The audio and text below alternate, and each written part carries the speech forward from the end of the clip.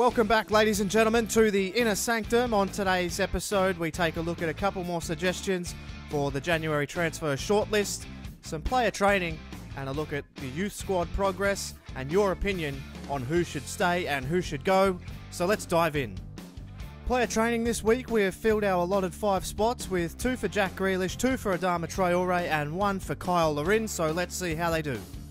So a good training session from Jack Grealish with 2 Bs, upping his overall almost towards halfway point of getting to 75. A B and an F for Adama Traore, so a mixed bag there, and an F unfortunately for Kyle Larin, but as we progress through the episode we will see more player training and hopefully more growth. So the scouting report for the start of the month has just come in, and Curtis Nuttall is going to be the first that we take a look at. Should we hold or should we fold on Curtis Nuttall? He's got a potential of 71 to 87 and a current overall of 48, and his acceleration, his agility and balance at even a young age is impressive, so he could be quite a poised midfielder. He's technically gifted, so should we keep him or should he go?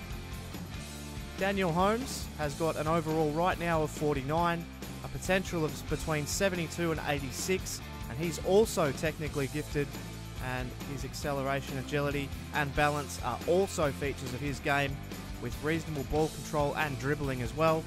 So should we hold or should we fold on Daniel Holmes? So we've got a goalkeeper here of Danny Turnbull. He's got an excellent potential of between 70 and 92, but quite a wide scope, but he's got an overall already of 57, and his stats obviously 66 reflexes and 63 kicking. Not too shabby for a 17-year-old. He is 6 foot tall, so he's one of the shorter goalkeepers, but should we hold or should we fold on Danny Turnbull? An interesting one here, Kenneth Ngawa. He's been with us for a number of months, and he has settled into a physically strong right back role at 5'10".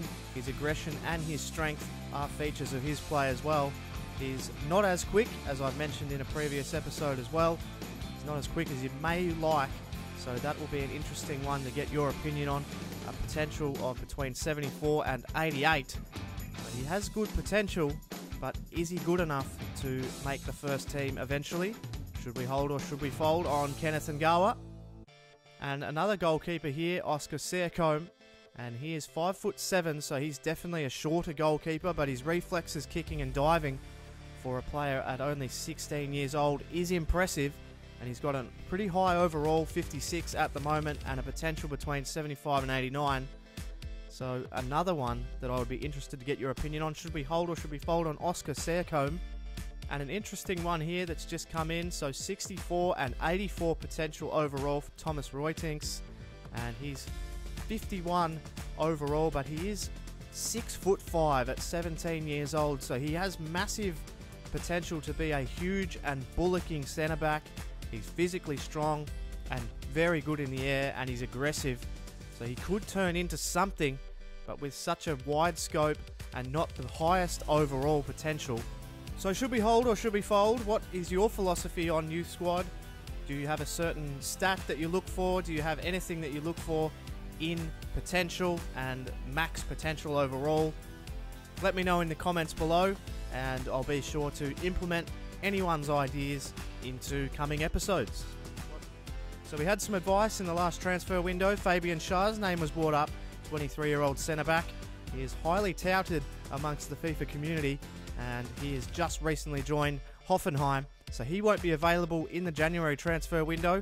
He will remain on the transfer shortlist should he become available in coming seasons. Another suggestion was exciting prospect Kurt Zouma, and at only 21 years old, he has huge potential, 6'3", and from previous experience, Kurt Zouma's pace for a central defender is absolutely exceptional. So Kurt Zouma will firmly be on the radar for a January transfer from Chelsea. So we've had an email from Charles Nzogbia telling us to sell him in the next transfer window. He says, what's the point in paying me to do next to nothing? I'm fed up.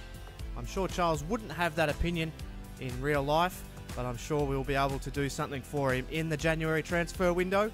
So that's going to finish up the Inner Sanctum for this episode. A look ahead to the games for this episode.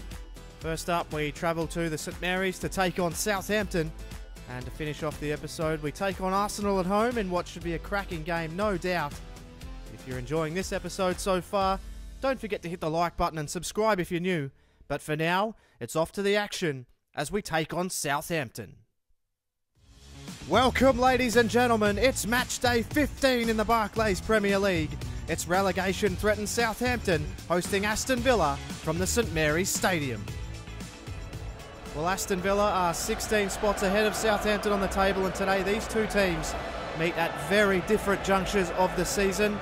Southampton fighting to escape the bottom of the table, and Aston Villa trying to cling to the top.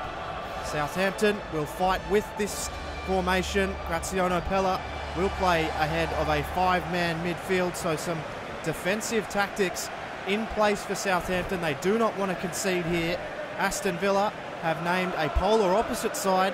They will try and attack Southampton with Jordan Ayew, Kyle Larin preferred up front, with Grealish just behind them. Sinclair, Townsend, Westwood make up the rest of the midfield. So we're ready to go here at St Mary's. This should be an excellent clash between two teams fighting for very different things.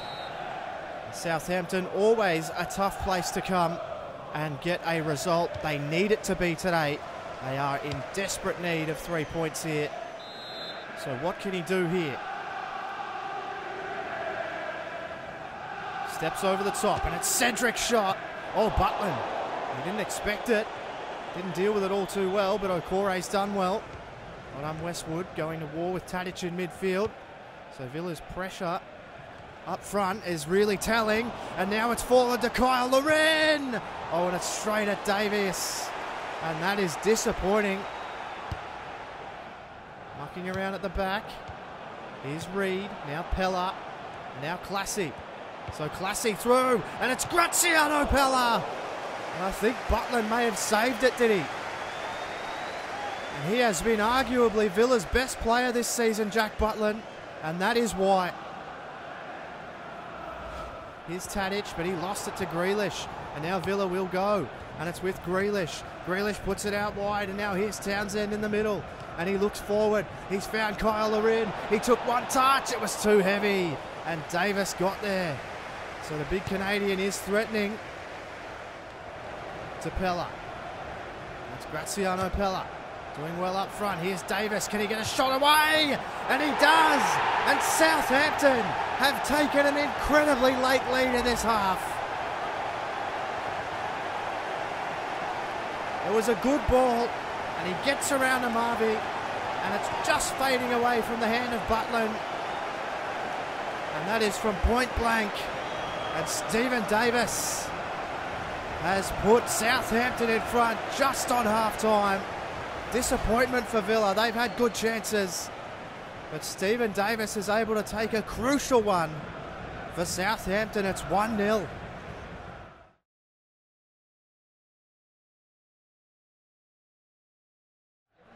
Villa are going to make their first substitution. Andros Townsend will be replaced by Adama Traore. And here is Adama Traore, straight off the bat here. Traore getting harassed. Doesn't matter though. Oh, well done, Tadic. That was superhuman effort in defence there from Tadic. So this could be crucial for Aston Villa. It's a corner. They haven't had many opportunities. So the ball in from Sinclair towards Ayew. Comes off several heads, and to Southampton players, that's the story of the day. Trying to keep it off him, but he may have lost it in the process. And he gets it across, and it's Larin! Oh, incredible. I think the keeper may have got a save on it. And now it's fallen to Sinclair, and he puts it wide. Oh, a huge chance. A massive chance. And I think that may have taken a deflection, the Sinclair shot. And it did, I think, and it might be another corner. So Villa, so close to scoring through Kyle Larin. Can they get something here? Sinclair. And across it in again. It's off the head of several players. And Sinclair's ball in is a grenade, but it's Davis who takes it.